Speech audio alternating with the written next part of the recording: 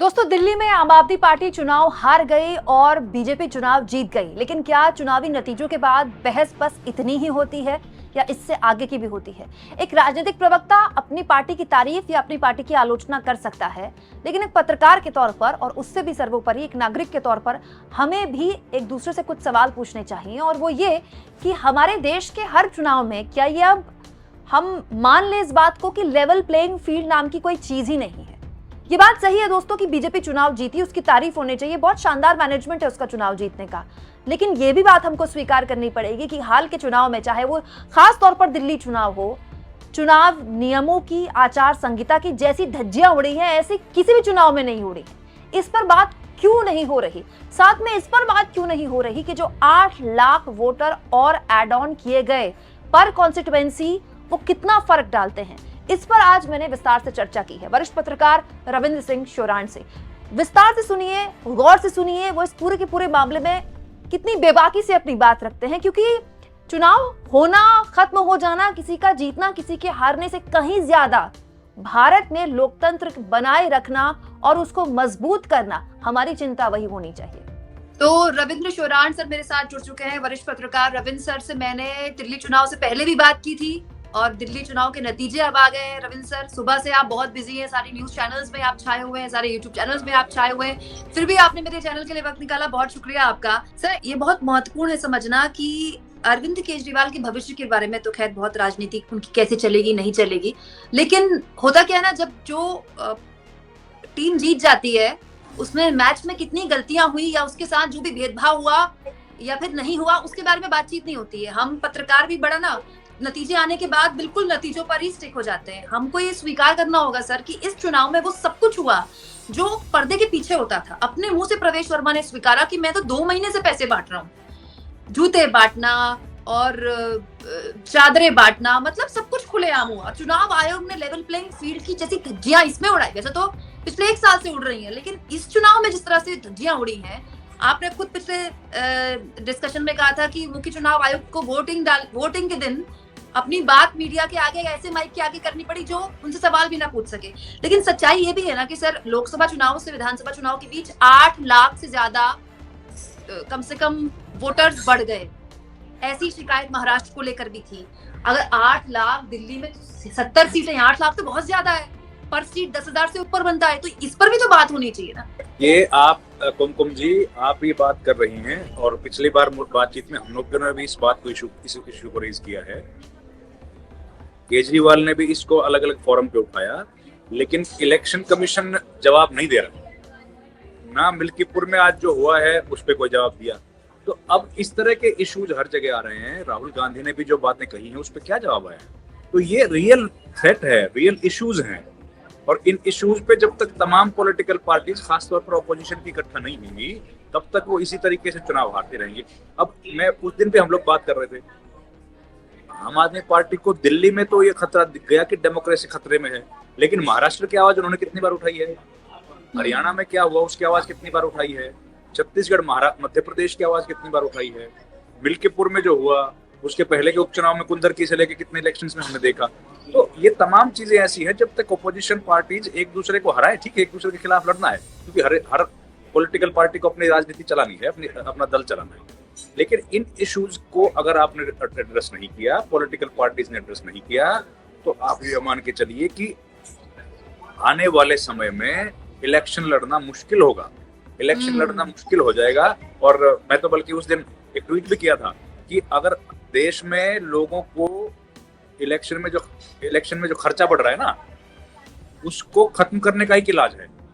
कैसे? वो बड़ी तकलीफ है, मेहनत है, वो कितना ज्यादा खर्चा बढ़ रहा है, उसका एक ही इलाज है कि राजीव कुमार को सीईसी बना के रखो, तो पहले ही नतीजे का पता होगा, तो खर्चा कौन करेगा?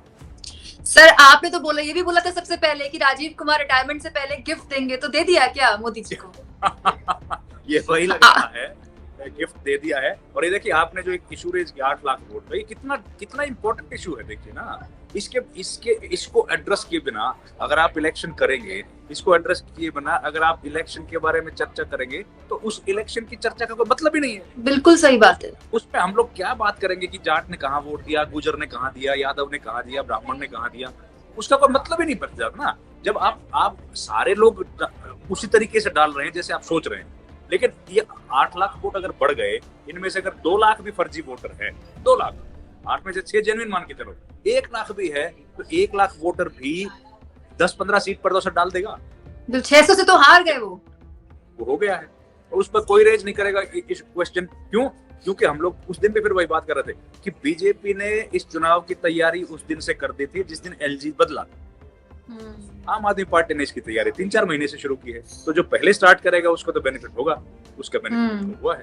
और वैसे भी बीजेपी तो हर चुनाव सर, हाँ, इस बात को तो हमें मानना पड़ेगा कुमकुम जी की बीजेपी का मैनेजमेंट तो अच्छा है, उसमें तो बिल्कुल नहीं है। बिल्कुल, बीजेपी का वोट शेयर बढ़ा है 7%, 7%, लेकिन 6 गुना सीटें बढ़ गई। सर कैसे डिकोड करेंगे इस चुनाव नतीजों? देखिए, इलेक्शन में ये तो सब लोग चर्चा कर रहे थे, हम लोग भी ये बात कह रहे थे कि बीजेपी का वोट बैंक बढ़ेगा, आम आदमी पार्टी का घटेगा, ये बात तो तय थी। और जिस तरीके से इलेक्शन छोटा होता है कुमकुम जी, जितना छोटा का मतलब है कम वोट का, उतना इलेक्शन टफ होता चला जाता है और उतना ही वोट जो है थोड़े वोट से मार्जिन्स बढ़ते जाते हैं। दिल्ली में छोटी कॉन्स्टिट्यूंसीज हैं, बहुत कम कॉन्स्टिट्यूंसीज हैं जो 2 लाख से ऊपर है। अधिकतर जो कॉन्स्टिट्यूंसीज हैं, खासतौर पर अगर नई दिल्ली की बात करें, 60-65 हजार वोट वाली कॉन्स्टिट्यूंसी है। तो क्या है कि जो वोट है यहाँ पर छोटी कॉन्स्टिट्यूंसीज हैं कुमकुम जी, और उस वजह से वोट बहुत नेक on neck fight, neck and neck, तो इस और क्लोज कॉन्टेस्टेड है। बहुत सारी सीट्स ऐसी हैं, कम से कम 15 से 20 सीट ऐसी होंगी जो 500, 600, 1000 के मार्जिन के आसपास की रही है। तो उनमें अंतर कितना है? किसी में 500 से 550 से 400 से, अभी डिटेल्स आने बाकी है, वो देख के और थोड़ा सा क्लियर हो जाएगा जब पूरा डेटा आएगा। तो इतना क्लोजली कॉन्टेस्टेड ये इलेक्शन पूरा जो था ये रहा है। और बीजेपी के वोट में कितना इजाफा हुआ? 6% का, 38% थे और अभी के 44 है, 7% इतना परसेंट, 6-7% का, और 6-7% का जो इजाफा हुआ है उस वजह अपना वोट उनका इंटैक्ट था। और आम आदमी पार्टी को जो वोट मिला है वो सारा का सारा बीजेपी को शिफ्ट हुआ, ऐसा नहीं है। आम आदमी पार्टी का जो ट्रेडिशनल वोट था उसमें भी तकसीम हो गया, वो वोट भी डिवाइड हो गया, और वो डिवीजन जो है, उस डिवीजन की वजह से भी आम आदमी पार्टी को लॉस हुआ है उनका। और देखिए, कांग्रेस पार्टी की जो वोट्स हैं वो भी 2%, 3% राइज किया है। तो जी, ये वोट 2% है, ये वोट भी वही है जो आम आदमी पार्टी से लिया है कांग्रेस पार्टी ने। तो और कुछ मुस्लिम्स जो है इस बार डिस्ग्रंटल्ड थे, उन्होंने बोला भी, और वो सीधे तौर पर बीजेपी के पक्ष में भी चले गए। तो ये तमाम चीजें ऐसी रही हैं जिसकी वजह से हम लोगों को ये दिख रहा है कि जो उछाल है, वोट परसेंटेज में उछाल थोड़ा है, लेकिन सीट्स में तो मल्टीफोल्ड जो है उछाल देखने को मिल रहा है। उसका सबसे बड़ा कारण यही है कि एक तो छोटी विधानसभाएं हैं, आम आदमी पार्टी का वोट बट गया जो ट्रेडिशनल वोट मिलना था, और कांग्रेस पार्टी ने, जिसकी सबको उम्मीद थी, जो सब लोग ये बात कह रहे थे कि कांग्रेस का वोट बढ़ेगा, और बढ़ेगा तो कांग्रेस का वोट जो है आम आदमी पार्टी से ही, आम आदमी पार्टी का वोट घटेगा, वही हुआ है। कुछ वोट आम आदमी पार्टी का सीधे तौर पर बीजेपी में चला गया, और कुछ कांग्रेस ने ले लिया, और कुछ AIMIM ने ले लिया, जो 2-3 सीट्स थी वहां पर भी उन्होंने वोट लिया है। तो ये सारा मिला के वोट जो है इस तरीके से डिवीजन हुआ कि आम आदमी पार्टी को सीधे तौर पर इससे नुकसान हुआ। दूसरी बात ये कि इतना क्लोजली कॉन्टेस्टेड जो इलेक्शन है, इतना क्लोजली, जिसमें इतनी छोटी जीत हो रही है, और जिसमें साफ दिख रहा है, अगर हम लोग जंगपुरा की बात कर रहे थे कि मनीष सिसोदिया के लिए मुश्किल है, लेकिन मनीष सिसोदिया की सीट भी 600 वोट से हारा है, और वहां पर जो कांग्रेस कैंडिडेट हैं उन्होंने 7200 वोट लिया, 7200। वैसी ही स्थिति है देवेंद्र यादव जो बादली से लड़े, वो तो नंबर 2 पे आए हैं। ऐसे कई सारी सीट्स जब हम लोग उसका आकलन करेंगे तो देखेंगे कि कांग्रेस पार्टी ने जो वोट लिया है उतना ही या उससे भी कम मार्जिन से आम आदमी पार्टी का कैंडिडेट चुनाव हारा है। और ये कांग्रेस का जो मुख्य मकसद था, कांग्रेस दिल्ली का नहीं, कांग्रेस पंजाब कांग्रेस का जो मुख्य मकसद था, उस मकसद में वो कामयाब हुए, और इसी वजह से वो जो चुनाव लड़ रहे थे, अब कांग्रेस पार्टी के खेमे में दिल्ली को हारने की खुशी ये है कि इस माध्यम से वो लोग पंजाब पर अटैक कर सकते हैं, और पंजाब में अपनी गिरी हुई जो स्थिति है उसको रिवाइज कर सकते हैं। तो 12 सीटें हैं सर ऐसी, कुल जो आप सीटों का जिक्र करते हैं ना, 12 सीटें हैं, नई दिल्ली, छतरपुर, जंगपुरा, बादली, त्रिलोकपुरी, ग्रेटर कैलाश, इसके अलावा और भी कई सीटें जिनमें हार और जीत के मार्जिन से ज्यादा कांग्रेस ने वोट ले लिया। मतलब अगर कांग्रेस यहाँ पर ना खड़ी होती तो या फिर कांग्रेस और आम आदमी पार्टी का गठबंधन हो गया होता तो शायद ये सीट आम आदमी पार्टी जीत जाती। कुमकुम जी, हाँ। ये बात हम और आप बिल्कुल सही सोच रहे हैं, और ये बात अगर आम आदमी पार्टी और कांग्रेस भी सोचते तो शायद आज स्थिति दूसरी यहाँ पर भी होती, हरियाणा में भी होती, हरियाणा में भी होती, दोनों जगह होती। लेकिन देखिए, पॉलिटिकल पार्टीज का अपना तरीका है काम करने का, जर्नलिस्ट का और एनालिस्ट का अपना तरीका है काम करने का। हम लोग अपने हिसाब से बताते हैं, सोचते हैं कि अगर ऐसा होता तो ये होता। हमसे ज्यादा पता होता है पॉलिटिकल पार्टी को, लेकिन वो अपना, मुझे लगता है आज से 10 साल 20 साल 15 साल के बाद का भविष्य देखते हैं, जैसे बीजेपी हमेशा करती है। ये इलेक्शन हार जाएंगे लेकिन 10 साल 15 साल के मेहनत करने के बाद जीत जाएं। शायद कांग्रेस भी वही सोच रही होगी कि अगर आम आदमी पार्टी को आज हरा दिया तो 5 10 15 साल के बाद उनका दिल्ली में रिवाइवल संभव है। तो उस तरह की सोच के साथ चलते हैं। ये लंबा स्ट्रेटेजी रहती है, कोई 1-2 साल का नहीं है इलेक्शन, लंबा इलेक्शन है। पंजाब का भी उनको देखना है, अगर यहाँ पर आम आदमी पार्टी मजबूत होती है तो पंजाब में भी उसको कमजोर करना मुश्किल होगा, केजरीवाल की ताकत उतनी बनी रहेगी। और इन तमाम चीजों को ध्यान में रखते हुए फिर ये जरूरी है कि आप उस पार्टी जिसने आपका सबसे ज्यादा वोट खींच लिया है, यहाँ भी खींचा, पंजाब में भी खींचा, तो उसको कभी तो आपको डिफीट करना ही पड़ेगा। और खासतौर पर शुरुआत वहीं से करनी पड़ेगी, लोकल इलेक्शन से। लोकसभा में तो दोबारा फिर साथ लड़ेंगे, कोई बड़ी बात नहीं है, ये साथ तो जरूरी है कि आपको वो करना पड़ेगा। और एमसीडी का जो चुनाव था जी, माफ कीजिएगा, एमसीडी का जो चुनाव जीते उसकी इनकम्बेंसी ने भी डबल एंटी इनकम्बेंसी हो गई, वो डबल एंटी इनकम्बेंसी हुई, उसका नुकसान हुआ। और अब जब चुनाव हार गए हैं केजरीवाल विधानसभा का, तो अब उनके लिए एमसीडी को बचाना भी मुश्किल होगा। अब वहां पर भी जरूरी नहीं कि उनकी सरकार चलती रहे।